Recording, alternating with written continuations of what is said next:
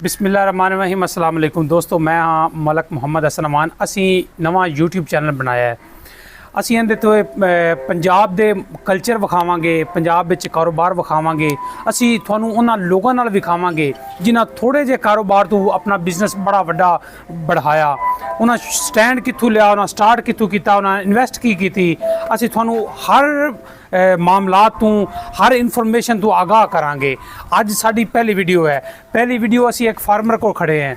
इत्थे इन्हें कुछ गावां रखियां हुई ने, कुछ बछड़े हैं। इन्हां दा इंटरव्यू लैने हैं कि ये इन्हां बछड़े गावां कदों तो स्टार्ट कीते, स्टार्ट कित्थों लिया, इन्वेस्ट किन्नी कीती ते अज कित्थे खड़े हैं, पैसा किन्ना लाया, सारी इन्फॉर्मेशन के इन्हें ते किन्ना रुपया, जगह किन्ने ते किन्ना खर्चा आया, बंदे किन्ने देखभाल कर रहे हैं। तो मिलने हैं साडे नाल किसान भाई खड़े ने। अस्सलाम वालेकुम। वालेकुम अस्सलाम। भाईजान थोड़ा नाम की है? जी वकार हसन। वकार हसन। ते अपनी रिहाइश कित्थे है, किहड़ी जगह तो खड़े हो? ਆਪਾਂ जी रोतिड़ी कलियां विच खड़े हैं। तहसील दीपालपुर जिला उकाड़ा है जी। सब तो पहले ये दसो कि थानू एक कारोबार करदे होया, यानी गाय बछड़े थोड़े को माशाल्लाह काफ़ी खड़े ने, ते ये दसो कदों तो तुसी ये काम शुरू किया होया है? सर ये काम सानू स्टार्ट कीते ਨੂੰ तकरीबन 2 साल हो गए ने जी। 2 साल पहले ਅਸੀਂ ਬੱਕਰੇ ਲੈਂਦੇ ਸੀ, ਬੱਕਰਿਆਂ ਦਾ ਸਟਾਰਟ ਕੀਤਾ। मतलब ਬੱਕਰਿਆਂ ਤੋਂ ਸਟਾਰਟ ਕੀਤਾ ਸੀ? ਹਾਂਜੀ ਸਰ। ਕਿੰਨੀ ਇਨਵੈਸਟਮੈਂਟ ਬੱਕਰਿਆਂ ਤੇ ਕੀਤੀ ਸੀ? ਸਰ ਅਸੀਂ ਫਸਟ ਟਾਈਮ ਜਦੋਂ ਇਨਵੈਸਟਮੈਂਟ ਕੀਤੀ ਸੀ, ਅਸੀਂ ਬੱਕਰਿਆਂ ਤੋਂ ਤਕਰੀਬਨ 1,10,000 ਤੋਂ ਸ਼ੁਰੂ ਕੀਤੀ ਸੀ। ਅੱਛਾ। ਹਾਂਜੀ। ਕਿੰਨੇ ਤੁਸੀਂ ਉਹਦੇ ਵਿੱਚ ਪਾਰਟਨਰ ਸੀ? ਅਸੀਂ ਪਾਰਟਨਰ नहीं सी, सिर्फ ਅਸੀਂ खुद जाती कीता कारोबार। अच्छा अच्छा। ते जानवर वास्ते तो जरूरी है कि अपनी जमीन भी होवे, अपनी जगह होवे जिथे रखा जाए, क्योंकि जानवरां ने चारा खाना होंदा, बड़े खर्चे होंदे ने। थोड़े को अपनी जमीन किन्नी जाती? सर साडे कोल अपनी जमीन नहीं है जाती, ਅਸੀਂ ਠੇਕੇ ਤੇ ਲੈ ਕੇ ਤੇ ਅਸੀਂ ਇਹਨਾਂ ਦਾ ਚਾਰੇ ਦਾ ਬੰਦੋਬਸਤ ਕਰਨਾ ਹੈ। मतलब ਤੁਸੀਂ ਇਹ ਸਾਬਤ ਕੀਤਾ ਕਿ ਜ਼ਮੀਨ ਹੋਣਾ ਹੀ ਜ਼ਰੂਰੀ ਨਹੀਂ ਹੈ। ਅਗਰ ਤੁਸੀਂ ਕੁਝ ਕਰਨਾ ਚਾਹੁੰਦੇ ਹੋ, ਹਾਂਜੀ, ਜ਼ਮੀਨ ਤੋਂ ਬਗੈਰ ਵੀ ਹੋ ਸਕਦਾ ਹੈ। ਕਿੰਨੇ ਬੱਕਰੀਆਂ ਤੋਂ ਸਟਾਰਟ ਕੀਤਾ ਸੀ? ਸਰ ਇਹ ਅਸੀਂ ਲੈਂਦੇ ਸੀ ਤਕਰੀਬਨ 15,000 ਦੇ ਹਿਸਾਬ ਤੇ ਤਕਰੀਬਨ 7 ਬੱਕਰੇ ਸੀ ਲੈਂਦੇ ਸੀ। ਅੱਛਾ। ਤੇ ਉਹਨਾਂ ਤੋਂ ਅਸੀਂ ਸਟਾਰਟ ਕੀਤਾ ਸੀ ਤੇ ਅੱਜ ਅਲਹਮਦੁਲਿਲਾ ਪਹਿਲੇ ਸਾਰੇ ਅਸੀਂ ਬੱਕਰੇ ਲੈਂਦੇ, ਉਸ ਤੋਂ ਬਾਅਦ ਅਸੀਂ ਕੱਟਿਆਂ ਤੋਂ ਸਟਾਰਟ ਕੀਤਾ। ਕੱਟਿਆਂ ਤੋਂ ਬਾਅਦ ਅਸੀਂ ਹੁਣ ਮਾਸ਼ਾਅੱਲਾ ਬੱਚੇ ਬੱਕਰਿਆਂ ਦੱਸੋ ਕਿਹੜੀ ਮੰਡੀ ਤੋਂ ਬੱਕਰੇ ਖਰੀਦੇ ਸਨ? ਸਰ ਬੱਕਰੇ ਅਸੀਂ ਲੈਂਦੇ ਸੀ ਬਾਵਲ ਨਗਰ ਮੰਡੀ ਤੋਂ। ਬਾਵਲ ਨਗਰ ਤੋਂ? ਜੀ ਜੀ ਜੀ। ਉਸ ਤੋਂ ਬਾਅਦ ਤੁਸੀਂ ਬੱਕਰੇ ਸੇਲ ਕਰਤੇ, ਕੱਟੇ ਲਿਆਂਦੇ? ਹਾਂਜੀ ਸਰ। ਕੱਟੇ ਕਿੰਨੇ ਤੁਸੀਂ ਲਿਆਂਦੇ? ਸਰ ਕੱਟੇ ਅਸੀਂ ਤਕਰੀਬਨ ਲੈਂਦੇ ਸੀ 10 ਕੱਟੇ, ਕਿਉਂਕਿ ਜਦੋਂ ਅਸੀਂ ਬੱਕਰੇ ਲੈਂਦੇ ਸੀ, ਅਸੀਂ ਲੈਂਦੇ ਸੀ 15 ਦੀ ਐਵਰੇਜ। ਜਦੋਂ ਮਾਸ਼ਾਅੱਲਾ ਸਾਨੂੰ ਤਕਰੀਬਨ 6 ਮਹੀਨੇ ਸਾਂਭ ਕੇ ਉਹ ਸਾਡੇ ਵਿਕੇ ਸੀ 50 ਦੇ ਏੜ-ਗੇੜ। ਅੱਛਾ। ਹਾਂਜੀ। ਹੁਣ ਕੱਟੇ ਤੁਸੀਂ ਲੈ ਆਂਦੇ? ਹਾਂਜੀ। ਕੱਟੇ ਸੇਲ ਕਰਨ ਤੋਂ ਬਾਅਦ ਤੁਸੀਂ ਕੱਟੇ ਪ੍ਰੋਫਿਟ, ਫਿਰ ਪਹਿਲੀ ਗੱਲ ਪ੍ਰੋਫਿਟ ਕੀ ਦਿੱਤੀ, ਉਸ ਤੋਂ ਬਾਅਦ ਤੁਸੀਂ ਕੀ ਲਿਆਂਦਾ? ਸਰ ਕੱਟਿਆਂ ਸਾਨੂੰ ਇਹਨਾਂ ਰਿਸਪੌਂਸ ਅੱਛਾ ਨਹੀਂ ਦਿੱਤਾ ਸੀ, ਕਿਉਂਕਿ ਸਾਡੇ ਕੋਲ ਜ਼ਮੀਨ ਨਹੀਂ ਸੀ ਉਸ ਵਕਤ। ਜ਼ਮੀਨ ਦੇ ਨਾ ਹੋਣ ਦੀ ਵਜ੍ਹਾ ਤੋਂ ਕੱਟਿਆਂ ਸਾਨੂੰ ਅੱਛਾ ਰਿਸਪੌਂਸ ਨਹੀਂ ਦਿੱਤਾ। ਉਸ ਤੋਂ ਬਾਅਦ ਅਸੀਂ ਹਰ ਚੀਜ਼, ਕਿਉਂਕਿ ਤੁਹਾਨੂੰ ਪਤਾ ਹੈ ਅਗਰ ਜ਼ਮੀਨ ਨਾ ਹੋਵੇ, ਚਾਰਾ ਵੀ ਮੁੱਲ ਦਾ, ਸੁੱਕਾ ਵੀ ਮੁੱਲ ਦਾ, ਹਰ ਚੀਜ਼ ਸਾਨੂੰ ਮੁੱਲ ਦੀ ਪਾਣੀ ਪਈ ਵੇ। ਤੇ ਫਿਰ ਵੀ ਅਲਹਮਦੁਲਿਲਾ ਉਹਨਾਂ ਸਾਡੇ ਨਾਲ ਕਾਫੀ ਅੱਛਾ ਹੀ ਰਿਸਪੌਂਸ ਦੇ ਗਏ, ਨਾ ਮਾੜਾ ਵੀ ਨਹੀਂ ਰਿਹਾ।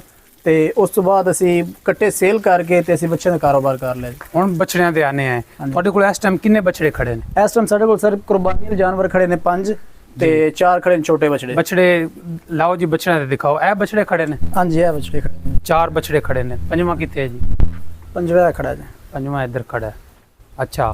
ਹੁਣ ਦੱਸੋ ਵੀ ਇਹ ਬੱਚੜੇ ਤੁਸੀਂ ਕਦੋਂ ਲੈ, ਕਿੰਨੇ ਦਾ ਇੱਕ ਬੱਚੜਾ ਆਇਆ? ਸਰ ਇਹ ਬੱਚੜੇ ਅਸੀਂ ਤਕਰੀਬਨ ਲੈ ਸੀ ਅੱਜ ਤੋਂ 2 ਮਾਹ ਪਹਿਲੇ। ਅੱਛਾ।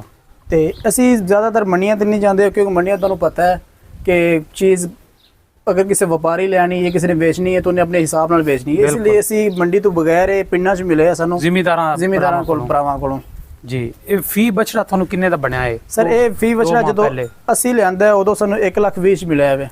ਇੱਕ ਬਛੜਾ 1,20,000 ਵਿੱਚ? ਹਾਂਜੀ। ਤੇ ਤੁਹਾਡੇ ਕੋਲ ਇਸ ਟਾਈਮ ਇਹਨਾਂ ਨੂੰ ਸਾਂਭਣ ਵਾਸਤੇ ਤੁਹਾਡੇ ਕੋਲ ਗਾਈਆਂ ਵੀ ਖੜੀਆਂ ਨੇ? ਗਾਈਆਂ ਕਿੰਨੀਆਂ ਖੜੀਆਂ ਨੇ? ਸਰ ਸਾਡੇ ਕੋਲ ਗਾਈਆਂ ਇਸ ਟਾਈਮ 4 ਹੈਗੀਆਂ ਨੇ ਜੀ। 2 ਤਾਂ ਜਿਨ੍ਹਾਂ ਸੂਈਆਂ ਹੋਈਆਂ ਨੇ, ਜਿਹੜੀਆਂ ਲਿਆਰੀਆਂ ਨੇ, ਤੇ 2 ਹੀ ਮਤਲਬ ਕਿ ਸੂਈਆਂ ਹੋਈਆਂ ਨੇ। ਤੁਹਾਡੇ ਕੋਲ ਇਸ ਟਾਈਮ ਜ਼ਮੀਨ ਕਿੰਨੀ ਜੇ ਠੇਕੇ ਤੇ? ਸਰ ਅਸੀਂ ਜ਼ਮੀਨ ਸਾਡੇ ਕੋਲ ਇਸ ਟਾਈਮ 2 ਕਿੱਲੇ ਹੈ ਜੀ। 2 ਏਕੜ। ਠੇਕਾ ਕਿੰਨਾ ਦੇ ਰਹੇ ਹੋ ਜ਼ਮੀਨ ਦਾ? ਠੇਕਾ ਸਰ 1,20,000, 1 ਕਿੱਲੇ 1 ਏਕੜ ਦਾ ਠੇਕਾ ਹੈ ਵੇ। 1,20,000? 1,20,000 ਰੁਪਏ। ਮਤਲਬ 1,02,40,000 2 ਕਿੱਲਿਆਂ ਦਾ ਠੇਕਾ ਦੇ ਰਹੇ ਜੀ? ਠੇਕਾ ਦੇ ਰਹੇ ਜੀ। ਉੱਤੇ ਫਿਰ ਖਰਚਾ ਉਹਦੇ ਤੇ ਅਲੱਗਾ ਹੋ ਰਿਹਾ ਹੈ? ਹਾਂਜੀ। ਤੇ ਜਾਨਵਰ ਜਿਹੜੇ ਤੁਸੀਂ ਖਰੀਦ ਤੇ ਲੈਂਦੇ ਨੇ, ਇਹ ਇੱਕ ਬਛੜਾ ਤੁਸੀਂ 1,20,000 ਵਿੱਚ, ਮਤਲਬ ਇਨਵੈਸਟਮੈਂਟ ਕਾਫੀ ਕਰ ਛੱਡੀ ਹੈ। ਕਾਫੀ ਕਰ। ਲੇਕਿਨ ਤੁਸੀਂ ਕਹਿ ਰਹੇ ਜੇ ਸਿਰਫ ਬੱਕਰੀਆਂ ਤੋਂ ਕੀਤਾ, ਮਤਲਬ ਇਹ ਪੋਸੀਬਲ ਹੈ ਕਿ ਤੁਸੀਂ ਬੱਕਰੀਆਂ ਤੋਂ ਆਪਣੇ ਕਾਰੋਬਾਰ ਨੂੰ ਇੰਨਾ बढ़ा सकते हो? सर अलहमदुलिल्लाह बकरियां तो काम किया वे, बकरियां तो असी ये सारा जो थोड़ा सामने असी ये नहीं कहते कि असी अपने को बकरियां तो इलावा कोई इन्वेस्ट की वे। अच्छा। बकरियां की वजह तो 1,10,000 तो साडा काम स्टार्ट होया सी ਤੇ ਅੱਜ ਆ ਉਹਨਾਂ ਦੀ ਰੌਣਕਾਂ ਲੱਗੀਆਂ ਖਣੀਆਂ ਨੇ। ਬੜੀ ਗੱਲ ਹੈ ਜੀ। ਹਾਂਜੀ। ਤੁਹਾਡੇ ਕੋਲ ਇਹ ਹੁਣ ਟੋਟਲ ਜਿੰਨੇ ਕਿੰਨੇ ਜਾਨਵਰ ਖੜੇ ਨੇ? ਸਰ ਇਹ ਸਾਡੇ ਕੋਲ ਟੋਟਲ ਤਕਰੀਬਨ ਹੈ ਨੇ 15 ਜਾਨਵਰ ਹੈ ਨੇ। 15 ਜਾਨਵਰ ਤੇ ਮਜਮੂਈ ਤੌਰ ਤੇ ਦੱਸੋ ਹਾਂਜੀ ਕਿ ਤੁਸੀਂ ਛੋਟੇ ਜਿਹੇ ਕਾਰੋਬਾਰ ਤੋਂ ਸ਼ੁਰੂ ਕੀਤਾ, ਅੱਜ ਇਹਦੇ ਤੇ ਇਨਵੈਸਟ ਟੋਟਲ ਕਿੰਨੀ ਹੋ ਚੁੱਕੀ ਹੈ? ਸਰ ਇਹਦੇ ਟੋਟਲ ਸਰ ਅਗਰ ਤੁਸੀਂ ਦੇਖਦੇ ਜੇ ਜ਼ਮੀਨ ਨੂੰ ਤੁਸੀਂ ਸ਼ੈਡ ਦੇਖ ਰਹੇ ਜੇ, ਉਹ ਆਪਾਂ ਬਾਅਦ ਵਿੱਚ ਕਰਨੇ ਆ ਕਿ ਜਗ੍ਹਾ ਤੇ ਕਿੰਨਾ ਥੋੜਾ ਖਰਚਾ ਆਇਆ। ਹਾਂਜੀ ਇਹ ਸਰ ਤਕਰੀਬਨ ਇੱਕ ਜਾਨਵਰ ਜਿਹੜਾ ਇਸ ਟਾਈਮ ਉਹ ਲੱਖ ਤੋਂ ਪਲੱਸ ਖੜਾ ਹੈ। ਅੱਛਾ ਠੀਕ ਹੈ ਜੀ, ਜਿਹਨੇ ਜੋ ਛੋਟੇ ਵੀ ਆਨੇ ਆਪਣੇ ਮਤਲਬ ਚਲੋ ਲੱਖ ਦਾ ਐਵਰੇਜ ਕਰਨੇ ਆ ਤੇ 15 ਲੱਖ ਤੱਕ ਤਕਰੀਬਨ ਇਹਨਾਂ ਹਾਂਜੀ, ਦੀ 15 ਜਾਨਵਰਾਂ ਦੀ ਇਨਵੈਸਟ ਹੈ। ਹਾਂਜੀ ਸਰ। ਜਗ੍ਹਾ ਤੁਸੀਂ ਦੱਸੋ ਜਗ੍ਹਾ ਕਿੰਨੀ ਹੈ ਇਹ ਜਿੱਥੇ ਆਪਾਂ ਖੜੇ ਆ? ਸਰ ਇਹ ਜਗ੍ਹਾ ਟੋਟਲ 7 ਮਰਲੇ ਵੇ।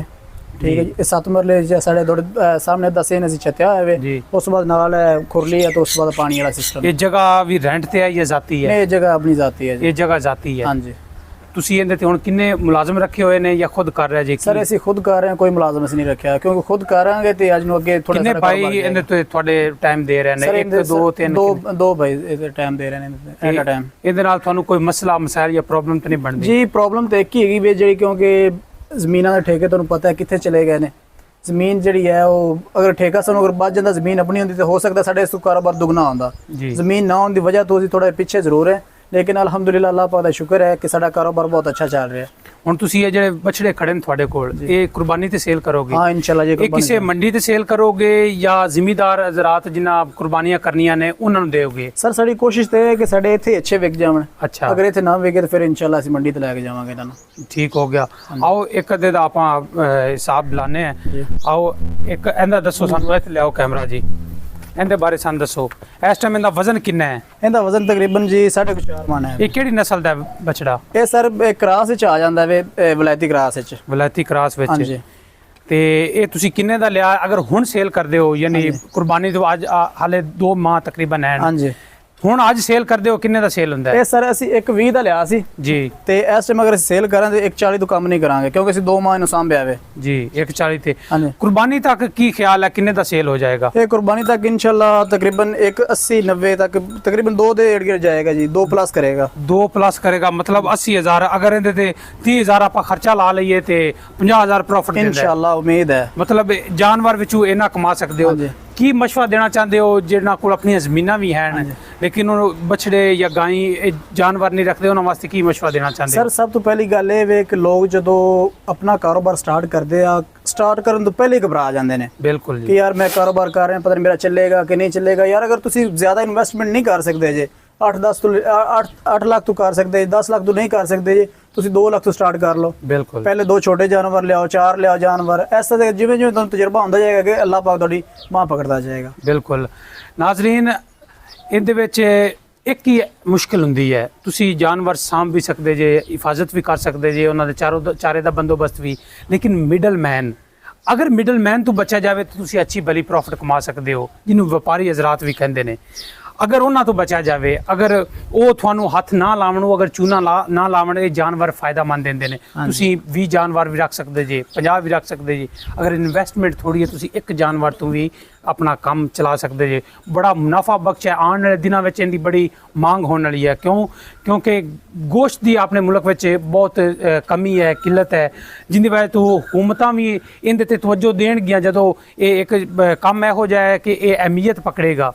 ਇਹਦੇ ਤੇ ਹੁਕੂਮਤ ਨੂੰ ਵੀ ਤਵੱਜੋ ਦੇਣੀ ਚਾਹੀਦੀ ਹੈ ਤੇ ਆਮ ਜ਼ਿਮੀਂਦਾਰਾਂ ਨੂੰ, ਲੋਕਾਂ ਨੂੰ ਵੀ ਤਵੱਜੋ ਦੇਣੀ ਚਾਹੀਦੀ ਹੈ। ਕਿਉਂਕਿ ਆਪਣਾ ਕਲਚਰ ਇਹ ਹੈ, ਆਪਾਂ ਦੁੱਧ ਘਿਓ, ਇਹ ਆਪਣਾ ਦੇਸੀ ਮਾਹੌਲ ਹੈ, ਦੇਸੀ ਕਲਚਰ ਹੈ। ਇਹਦੇ ਤੋਂ ਕੋਈ ਵੀ ਇਹਦੇ ਤੋਂ ਬਿਨਾਂ ਨਹੀਂ ਰਹਿ ਸਕਦਾ। ਤੁਸੀਂ ਥੋੜੀ ਇਨਵੈਸਟਮੈਂਟ ਤੋਂ ਵੀ ਕਾਰੋਬਾਰ, ਭਾਈ ਜਿਸ ਤਰ੍ਹਾਂ ਕਹਿ ਰਹੇ ਸਨ ਅਸੀਂ ਬੱਕਰੀਆਂ ਤੋਂ ਸ਼ੁਰੂ ਕੀਤਾ, ਤੁਸੀਂ ਬੱਕਰੀਆਂ ਤੋਂ ਸ਼ੁਰੂ ਕਰ ਸਕਦੇ ਹੋ। ਥੋੜੀ ਜਗ੍ਹਾ, ਆਪਣੀ ਜ਼ਾਤੀ ਜ਼ਮੀਨ ਵੀ ਨਹੀਂ ਹੈਗੀ, ਫਿਰ ਵੀ ਕਰ ਰਹੇ ਨੇ, ਤੁਸੀਂ ਵੀ ਕਰ ਸਕਦੇ ਹੋ। ਜ਼ਾਤੀ ਜ਼ਮੀਨ ਨਾ ਹੋਣ ਦੇ ਬਾਵਜੂਦ ਥੋੜੀ ਬੱਕਰੀਆਂ ਤੋਂ ਕਾਰੋਬਾਰ ਸ਼ੁਰੂ ਕਰ ਦਿਓ, ਥੋੜਾ ਵਛੜਿਆਂ ਤੋਂ ਕਰ ਦਿਓ, ਕੱਟਿਆਂ ਤੋਂ ਕਰ ਦਿਓ, ਲੇਕਿਨ ਥੋੜੇ ਤੋਂ ਸਟਾਰਟ ਲੈਣਾ ਚਾਹੀਦਾ ਹੈ, ਫਿਰ ਕੰਮ ਨੂੰ ਅੱਗੇ ਜਿਵੇਂ ਮਰਜ਼ੀ ਵਧਾਉਂਦੇ ਜਾਓ। ਅਸੀਂ ਇਸ ਤਰ੍ਹਾਂ ਹਰ ਉਸ ਬੰਦੇ ਨਾਲ ਤੁਹਾਡੀ ਮੁਲਾਕਾਤ ਕਰਵਾਵਾਂਗੇ ਜਿਹੜਾ ਮੁਖਤਲਿਫ ਤਰੀਕੇ ਨਾਲ ਆਪਣਾ ਕਾਰੋਬਾਰ ਕਰ ਰਿਹਾ ਹੈ, ਕਿਸੇ ਵੀ ਫੀਲਡ ਵਿੱਚ ਉਹ ਵਾਬਸਤਾ ਹੈ, ਆਪਣਾ ਕਾਰੋਬਾਰ ਕਰ ਰਿਹਾ ਹੈ। ਇਹਦੇ ਵਾਸਤੇ ਸਾਡੇ ਚੈਨਲ ਨਾਲ ਜੁੜੇ ਰਹੋ, ਚੈਨਲ ਨਾਲ ਸਬਸਕ੍ਰਾਈਬ ਵੀ ਕਰੋ। ਆਪਾਂ ਭਾਈ ਦਾ ਨੰਬਰ ਵੀ ਤੁਹਾਡੇ ਨਾਲ ਸ਼ੇਅਰ ਕਰ ਦਿੰਦੇ ਹਾਂ।